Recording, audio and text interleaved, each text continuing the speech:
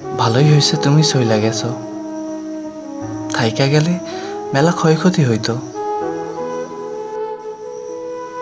ঘন্টায় ঘন্টায় ফোন কইরা কি করো, কেমন আছো, সারাদিন এসব খোঁজ খবর নিয়ে বাড়াবাড়ি রকম মায়া দেখাইতে হইতো।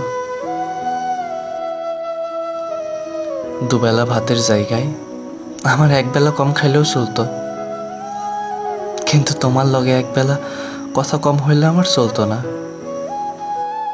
মনের ভিতর খসখস করতো, অস্থির অস্থির লাগতো। ভালোই হয়েছে তুমি চইলা গেছো।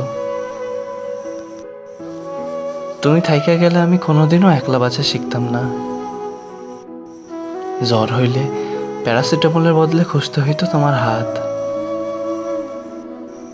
তুমি ছাড়া নিজের কাছে নিজেরে মনে হইতো ডানা ভাঙা আহত পাখি। খোলা আসমান পাইতাম ঠিকই, কিন্তু উড়তে পারতাম না। তার চাইতে ভালোই হয়েছে তুমি চইলা গেছো। তুমি থাইকা গেলে পিরিত কইমা যেত। বছরের পর বছর এক পাতিলে এক বাটিতে পাক খাইয়া যাইতে যাইতে মুখে অরসই বাঁধত, তিক্ততা চইলা আসত। তুমিও তো একবেলা ঝগড়া হইলে পরের বেলা ভাবতা ভুল মানুষের লগে থাইকা গেলাম না তো। মনে মনে ঘৃণার পাহাড় বানায়া ভিতরে ভিতরে ছটফট কইরা মরতা, কিন্তু কাউরে কইতে পারতা না। খারাপ লাগতো, পালাইতে চাইতা, কিন্তু পারতা না।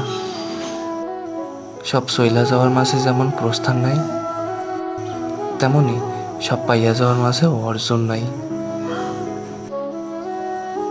তুমি থাইকা গেলে তোমার পাওয়ার মতো স্বল্প আনন্দ পাইতাম ঠিকই, কিন্তু তোমারে না পাওয়ার এই দীর্ঘ বেদনার আনন্দ কোনো কালেই পাইতাম না।